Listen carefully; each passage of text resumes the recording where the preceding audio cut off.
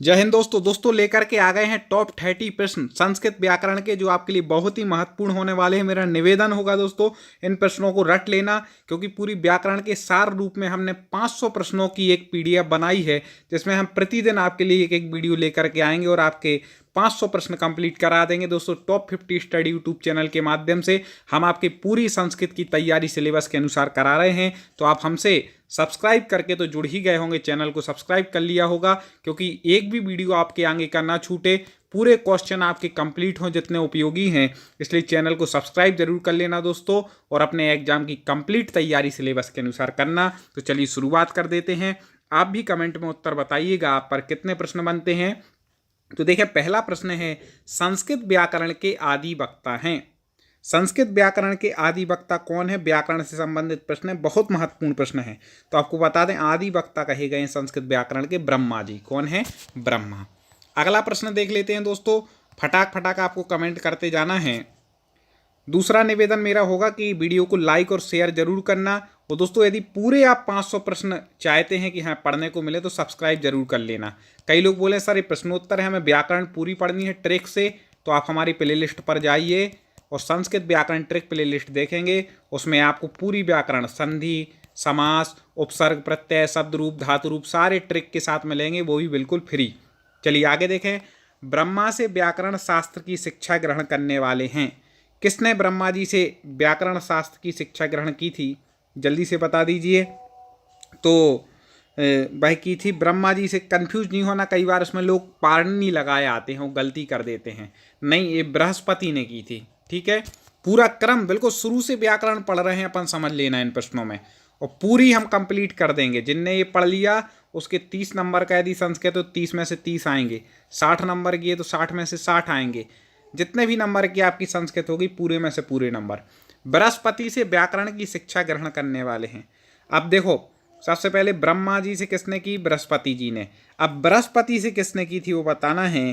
तो आपको बता दें, बृहस्पति से की इंद्र ने। पूरा क्रम 1 नंबर पक्का हो रहा है। ठीक है, आगे देखें, इंद्र ने की थी। अब देखें, एक क्रम आपको पता चल गया पूरा।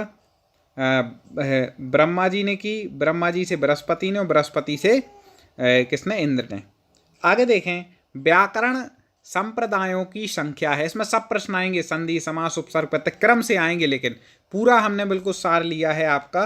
पूरी व्याकरण आपको पढ़नी है, तो इन वीडियो को एक भी मिस मत करना दोस्तों। डेली आपको मिलेंगे, और डेली लगभग सुबह आपको प्रतिदिन 8:30 बजे हमारी लाइव क्लास मिलती है, एक क्रम चलेगा। तो व्याकरण संप्रदायों की संख्या कितनी है? जल्दी से बता दीजिए दोस्तों, कितनी है व्याकरण संप्रदायों की संख्या? तो वह है 8। चलिए फटाफट लेते हैं। वर्तमान समय में संस्कृत व्याकरण का प्रतिनिधि ग्रंथ है, सबसे मूल ग्रंथ कौन सा है वर्तमान में संस्कृत व्याकरण का? तो आपको बता दें, प्रतिनिधि ग्रंथ है अष्टाध्यायी। इसके रचयिता कौन है ये भी पूछा जाता है, तो इसके हैं पाणिनि। 2 प्रश्न इससे बनते। और तीसरा प्रश्न इसमें से बनता है कि अष्टाध्यायी में कौन सा समास है? तो 8 अध्यायों का समूह, उसको बोलते हैं अष्टाध्यायी। इसमें द्विगु समास है। ये 3 प्रश्न से याद रख लीजिएगा।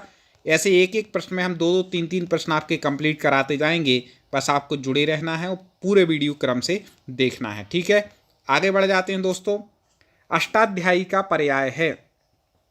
ठीक है, अष्टाध्यायी का पर्याय जल्दी से बता दीजिए। तो अष्टाध्यायी का जो पर्याय रूप ग्रंथ है वह शब्दानुशासन। क्या है? शब्दानुशासन, याद रखिएगा। आगे, अष्टाध्यायी के रचनाकार हैं। अभी हमने बताया था कि अष्टाध्यायी संस्कृत व्याकरण का सबसे मूल ग्रंथ है, इसी के अनुसार संस्कृत व्याकरण चलती है। ठीक है, और इसके जो रचयिता हैं वो है महर्षि पाणिनि। इन्होंने अष्टाध्यायी लिखी थी। ठीक है दोस्तों, अब वेरी आईएमपी अगला प्रश्न आ गया। कई लोग बोल रहे हैं सर गद्य पद्य में से भी क्वेश्चन आएंगे क्या? गद्य पद्य के भी अलग से हम कुछ वीडियो लाए हैं, आगे भी लाएंगे। तो इसमें आप व्याकरण और बाकी का चैप्टर कर लो क्लियर, और बाकी गद्य पद्य अलग से हम इसमें बीच बीच में लेते जाएंगे। ठीक है, तो आगे देखते हैं, पाणिनि को व्याकरण की शिक्षा किसने दी? अब पूरा क्रम अपन ने देख लिया था पाणिनि जी को, लेकिन किसने दी थी व्याकरण की शिक्षा? तो आपको बता दें, विष्णु ने दी थी। किसने दी थी? विष्णु। अगला है, व्याकरण सम्मत से प्रदत्त मूल सूत्रों की संख्या कितनी है? तो मूल सूत्र जो शिव जी की डमरू से कहते हैं निकलते हैं, ऐसे मूल सूत्र थे जिनको कहा गया माहेश्वर सूत्र। कौन से सूत्र कहा गया? माहेश्वर सूत्र। तो संस्कृत में उन माहेश्वर सूत्रों की संख्या आपको बतलानी है, तो वो कुल कितनी है? तो आपको बता दें वह है 14। माहेश्वर सूत्र कितने हैं? 14 हैं। अगला प्रश्न देखें, इसी से संबंधित होगा, महत्वपूर्ण प्रश्न होगा। और देखें, पूरी पीडीएफ बिल्कुल छांट करके एक एक प्रश्न बनाए हैं आपके लिए मेहनत करके। माहेश्वर सूत्रों से बनने वाले मुख्य प्रत्याहार हैं। माहेश्वर सूत्रों से बनने वाले मुख्य प्रत्याहार कितने हैं? अब 14 माहेश्वर सूत्र हैं, इससे टोटल कितने प्रत्याहार बनते हैं? तो आपको बता दें, इससे टोटल बनते हैं 42 प्रत्याहार, 42। कितने बनते हैं प्रत्याहार? 42। आगे देख लीजिए दोस्तों, इस बार क्या किया हमारे टाइपिस्ट ने कि आंसर बिल्कुल बाजू में लिख दिए, तो कई बार दिख भी जा रहा है, लेकिन अगले जो हमने टाइपिस्ट से बोल दिया कि आंसर गैप दे के लिखें, जिससे हमारे दोस्तों को ना दिखें और वो पहले उत्तर बताने का प्रयास करें, इसके बाद हम बताएं, जिससे पूरा टेस्ट भी इसमें हो जाए। तो आगे देखें, अष्टाध्यायी के संपूर्ण सूत्रों की संख्या आपको बताए नहीं है। अष्टाध्यायी के अध्यायों या पादों की संख्या यहाँ पर बतानी है सबसे पहले तो, ठीक है। तो पादों की संख्या यहाँ पर जो पूछी गई अष्टाध्यायी के, तो आपको बता दें 8 अध्याय हैं और 32 पद हैं, ठीक है। 8 अध्याय 32 पाद, इस प्रकार से अध्याय पादों की संख्या यहाँ पर हो गई। अगला देखें, अष्टाध्यायी के प्रत्येक अध्याय में पादों की संख्या। अब टोटल अध्याय कितने हैं? 8। तो प्रत्येक अध्याय में पाद कितने हैं?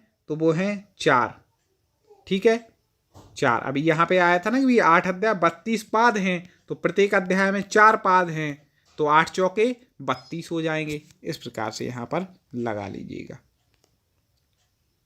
एक भी प्रश्न आपका व्याकरण का नहीं छूटेगा। अष्टाध्यायी की संपूर्ण सूत्र संख्या है। संपूर्ण सूत्र कितने अष्टाध्यायी में? कई बार पूछा गया प्रश्न है, तो आपको बता दें अष्टाध्यायी में संपूर्ण सूत्र हैं 3983। पता था क्या आपको? नहीं पता था तो रट लें, 3983 है। अष्टाध्यायी के किस अध्याय में सर्वाधिक सूत्र हैं? ये भी महत्वपूर्ण प्रश्न है। तो आपको बता दें कि अष्टाध्यायी के तीसरे अध्याय में सबसे ज्यादा सूत्र हैं। अष्टाध्यायी के किस अध्याय में सबसे कम सूत्र है? सबसे ज्यादा तो किसमें है? तीसरे अध्याय में। और सबसे कम किसमें है? तो आपको बता दें दूसरे अध्याय में। दूसरे अध्याय में सबसे कम, तीसरे अध्याय में सबसे ज्यादा, याद रखिएगा। अष्टाध्यायी के प्रथम और अष्टम अध्याय की सूत्र संख्या, पहली और 8वीं की ज़्यादा पूछी जाती है, तो बता दीजिए। तो आपको बता दें कि अष्टाध्यायी के पहले अध्याय में है 351 सूत्र, और दूसरे अध्याय में है 8वें अध्याय में है 369 सूत्र। तो ठीक है, पहले में 351 है और दूसरे में 369, सॉरी 8वें में 369 है, वो बोलने में आ जा रहा है। आगे देखें, अष्टाध्यायी के प्रथम अध्याय के प्रथम पाद का पहला सूत्र है। प्रथम पाद का पहला सूत्र, अष्टाध्यायी के प्रथम अध्याय के प्रथम पाद का पहला सूत्र कई बार पूछा गया, वेरी वेरी वेरी आईएमपी है। तो आपको बता दें वह है वृद्धिरादैच, ठीक है। इससे क्या होती है? इससे वृद्धि संधि होती है, ठीक है। वृद्धिरादैच ये सूत्र है अष्टाध्यायी के पहले अध्याय का प्रथम पाद का पहला सूत्र। मतलब अष्टाध्यायी का पहला सूत्र पूछ ले तो वृद्धिरादैच लगा देना। अष्टाध्यायी का अंतिम सूत्र कौन सा है? तो अंतिम सूत्र जो है वह है आ। ये सूत्र है, याद रखिएगा, आ। ये अंतिम सूत्र है। पहला है वृद्धिरादैच और अंतिम है आ। ये अष्टाध्यायी के सूत्र हो गए। आज कोई भी क्वेश्चन नहीं बचेगा दोस्तों, पूरे यहाँ पर कवर होने वाले हैं। अष्टाध्यायी के आधार पर भट्टोजी दीक्षित ने किस व्याकरण ग्रंथ की रचना की है? अष्टाध्यायी के आधार पर भट्टोजी दीक्षित ने कौन सा ग्रंथ लिखा है? सबसे फेमस ग्रंथ है, तो आपको बता दें सिद्धांत कौमुदी। जो लोग संस्कृत से पढ़ते हैं उन्हें ये ग्रंथ पढ़ना बिल्कुल आवश्यक है, ठीक है। सिद्धांत कौमुदी मैंने पूरी पढ़ी है क्योंकि। अगला है लघु सिद्धांत कौमुदी किसकी रचना है? ये भी महत्वपूर्ण है, ये मेरे शास्त्री के कोर्स में थी लघु सिद्धांत कौमुदी। तो आपको बता दें यह रचना है वरदराज जी की। किसकी रचना है? वरदराज जी की लघु सिद्धांत कौमुदी। अष्टाध्यायी पर वार्तिक लिखने वाले हैं, ठीक है। अष्टाध्यायी पर वार्तिक किसने लिखा? तो आपको बता दें इसका जो उत्तर हो जाएगा वह है कात्यायन ने। कितने ने लिखा था? कात्यायन जी ने लिखा था अष्टाध्यायी पर वार्तिक। आगे बढ़ जाते हैं। व्याकरण महाभाष्य के प्रणेता हैं। व्याकरण महाभाष्य के प्रणेता कौन हैं? तो व्याकरण महाभाष्य के जो प्रणेता हैं वह हैं पतंजलि। कौन है साहब? पतंजलि, याद रखिएगा। महत्वपूर्ण प्रश्न आ गया। त्रिमुनि के संकेतित आचार्य हैं। त्रिमुनि में कौन कौन से आचार्य आते हैं? तो आपको बता दें, त्रिमुनि में आते हैं Panini, Katyayana, Patanjali. Very very very IMP लगा लेना। त्रिमुनि में कौन कौन से आते हैं? पाणिनि, कात्यायन और पतंजलि, ये त्रिमुनि में आते हैं। वेद पुरुष का मुख कहलाने वाला वेदांग है। वेद पुरुष का मुख कौन सा वेदांग कहलाता है? तो आपको बता दें, वह कहलाता है, वेद पुरुष का मुख कहा गया है व्याकरण को। वेद पुरुष के पूरे अंग बताए गए, मुख, पाद, क्रम से लाते जाएंगे जो जो महत्वपूर्ण होंगे। दोस्तों लाइक जरूर कर दें, अभी तक लाइक ना किया हो तुरंत एक बार लाइक पर क्लिक कर दें, और ये जरूर लिखें कि आप कौन से एग्जाम की तैयारी कर रहे हैं कमेंट में, जिससे हम और अच्छी अच्छी ऐसी PDF अपने टाइपिस्ट से बनवाते रहेंगे, छांट करके प्रश्न की आपके पूरे सिलेबस के अनुसार। वैसे मैंने पूरा सिलेबस कवर करने का प्रयास किया। आदि भाषा वैज्ञानिक के रूप में प्रख्यात वैयाकरण हैं। आदि भाषा वैज्ञानिक के रूप में कौन से वैयाकरण? वैयाकरण मतलब जो व्याकरण का जानकार होता है उसको वैयाकरण कहते। कौन है? तो सबको पता है भाई, आदि भाषा वैज्ञानिक पाणिनि थे। ठीक है, आगे देखें। कात्यायन के अनुसार व्याकरण के प्रयोजन हैं। कितने प्रयोजन उन्होंने बताए हैं? तो कात्यायन जी ने आपको बता दें व्याकरण के 5 प्रयोजन बताए। कितने बताए हैं कात्यायन ने? 5। व्याकरण शब्द की व्युत्पत्ति है, वेरी वेरी IMP। व्याकरण शब्द की व्युत्पत्ति है, कैसे है? तो बताया गया है, व्याक्रियन्ते शब्दा अनेन इति व्याकरणम। ये याद रखिएगा, व्याक्रियन्ते शब्दा अनेन इति व्याकरणम। इससे क्या हुई है? व्याकरण शब्द की उत्पत्ति हुई है। अगला है, वैदिक और लौकिक व्याकरणों में सरलतर है। वैदिक व्याकरण और लौकिक व्याकरण में सरलतर कौन सी है?